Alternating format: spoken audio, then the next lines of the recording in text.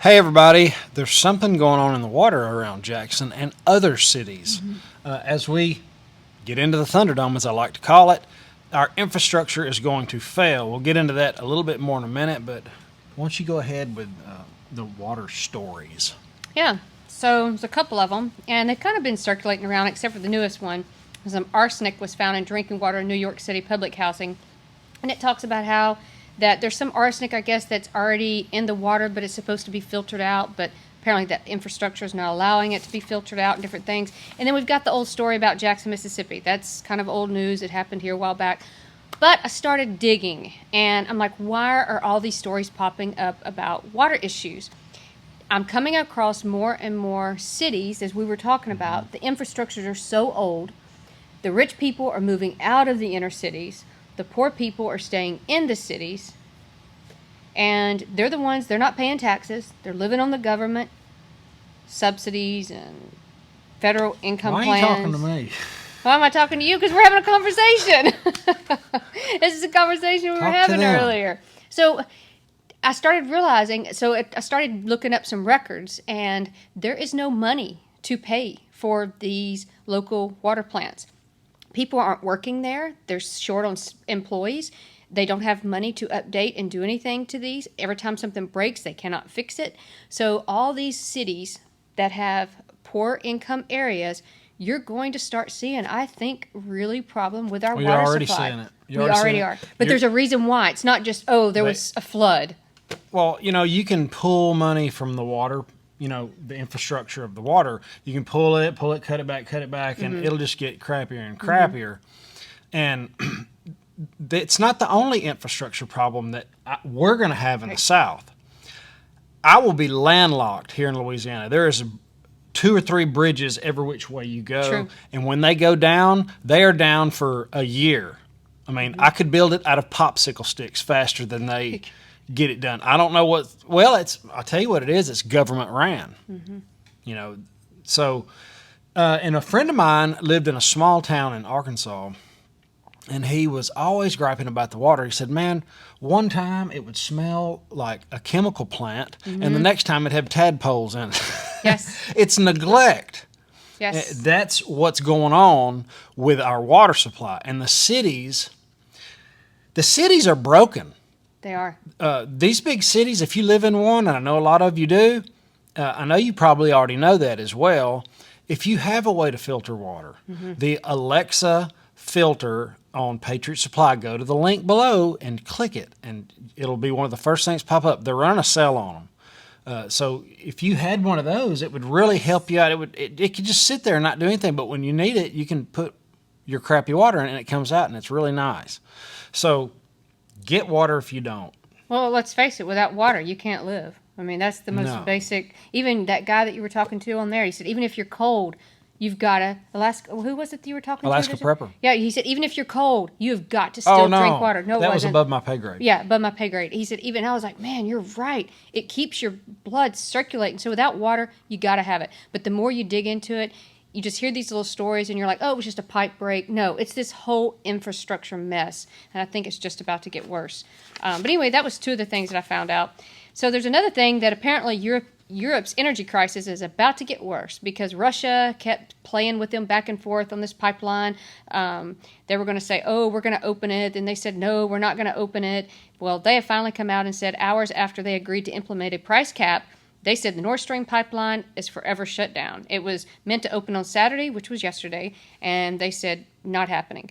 As winter approaches, Europe resolves to keep back Ukraine against Russia may be tested. So Europe's been standing with Ukraine, and Russia has finally said, all right, fine, and they have cut it completely off. And at this point, Europe only has 2 pipelines that come to them, and let's see, it's called I think they have 2 of them. No, Nord Stream was shut off. That's the one from Russia. Nord Stream shut off. And there's 2 other ones. That's all that they have.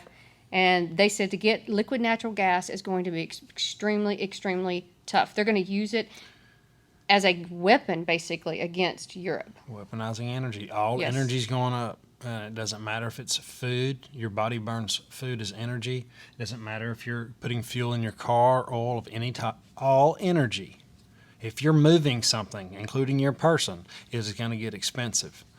It already is expensive. So, Yeah, because they said gas prices are 4 times higher than a year ago in the EU. They've been 4x. I can't imagine a 4x gas bill. Well, ours has seen a little bit of a spike, but not that. 4 times, a factor of 4. That is some. There's going to be some cold people, and I know that's where they're doing the heating houses, the heating camps, or whatever they call them.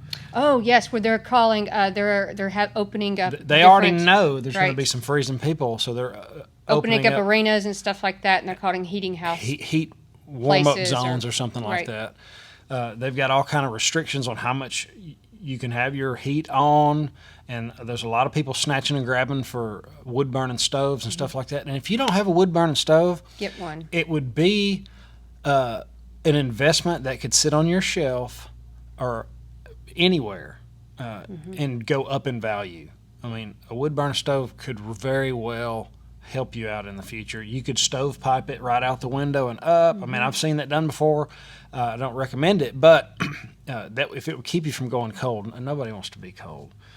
So I am planning on building a wood burning stove, a pellet stove. I got a pellet stove right behind you that I heat my shop with, and I'm gonna try to make it a weld together yourself project. I'm working on it now. The problem is, as usual, labor. Getting people to actually cut the metal out for me is kind of a big deal, and I've already got them bowed up with some other stuff that I'm getting them to cut out. So that's in the works. If you're interested, let me know. If you're not, I won't mess with it, but I thought it would be really good. It kind of burns everything, too. Anyway, go ahead. Yeah, so Germany also for decades has been trying to build up their dependency because they are also feeling the, just feeling the impact of everything. So they are even opening up their nuclear plants again. They're taking a dramatic U-turn because they were shutting them down, and they're getting their liquid natural gas facilities up and running. And they had actually shut those guys down and were like, nope, going green, and so now they're opening back up. Greta Thunberg was over there. How dare you! Mess with my childhood. They were just applauding her and thought she was doing such a great job, and everybody's about to freeze to death. Yeah. So now they're turning everything back on. Imagine that. So the next one also has, unfortunately, to do with poor Europe. They're just getting hammered right now. So they're facing an issue with electricity, and so their aluminum smeltering places, they're having to shut them down.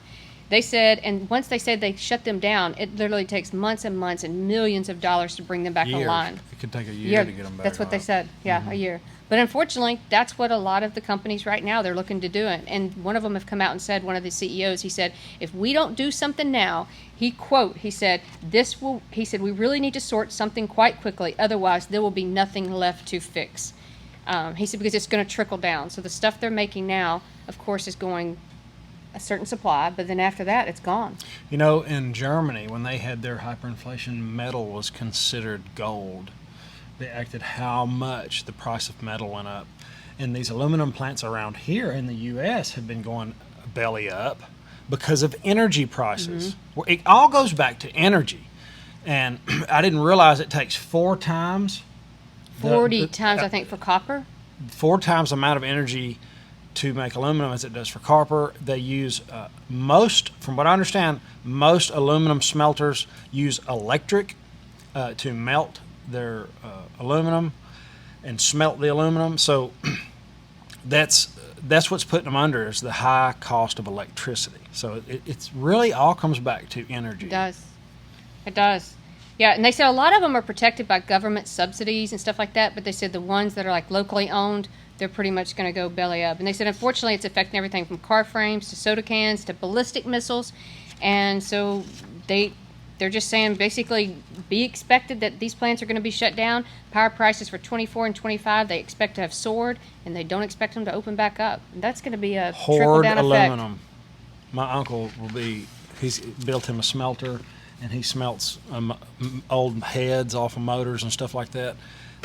Aluminum, you can actually, that's something, a side hustle you can do. You can start gathering aluminum. That's a good idea. And you could smelt it, or you could just, take the raw material in as the price comes up.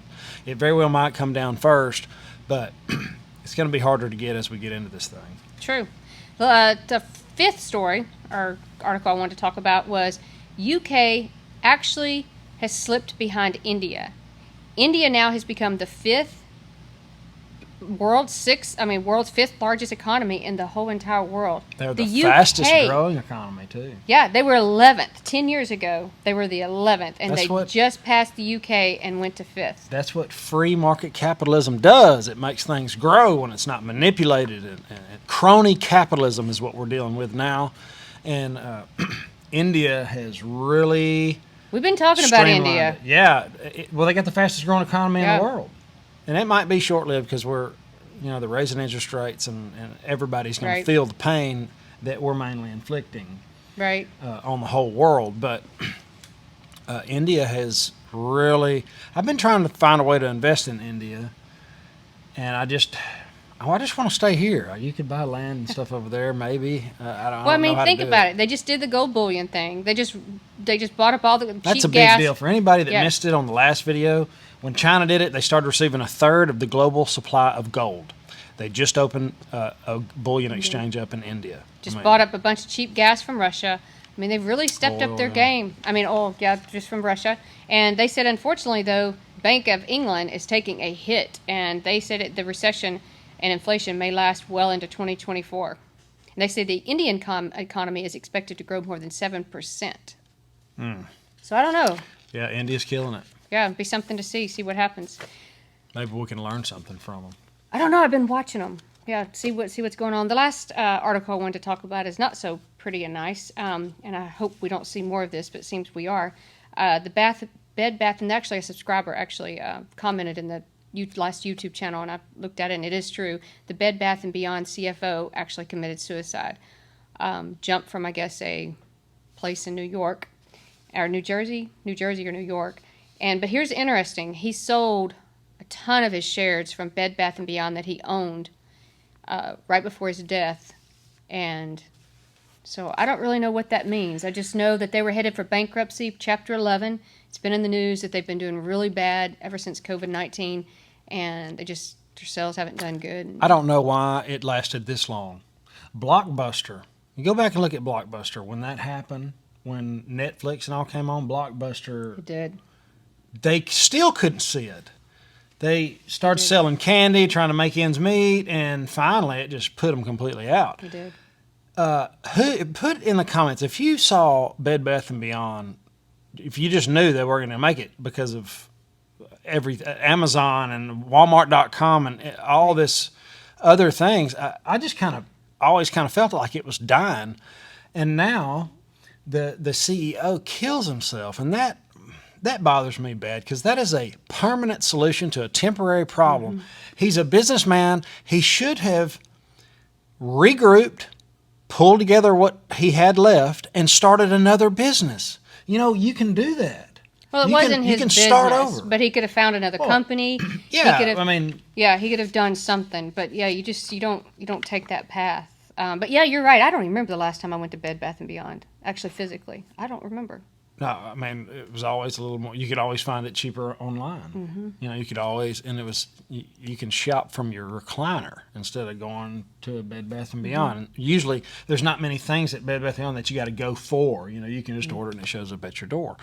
So this is part of the change, and I think we're going to see a lot more of this as people start. Now, I hate to speak this into existence, but as people lose their pensions, 401ks, all these things that people are relying on to live. They're already on a fixed income. Inflation's eating people up, and we're going to see more of this.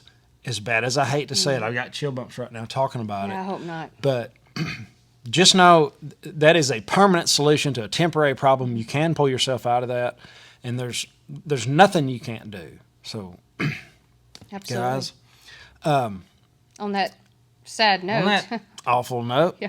have an awesome, awesome day. We'll see you in the next one. Later.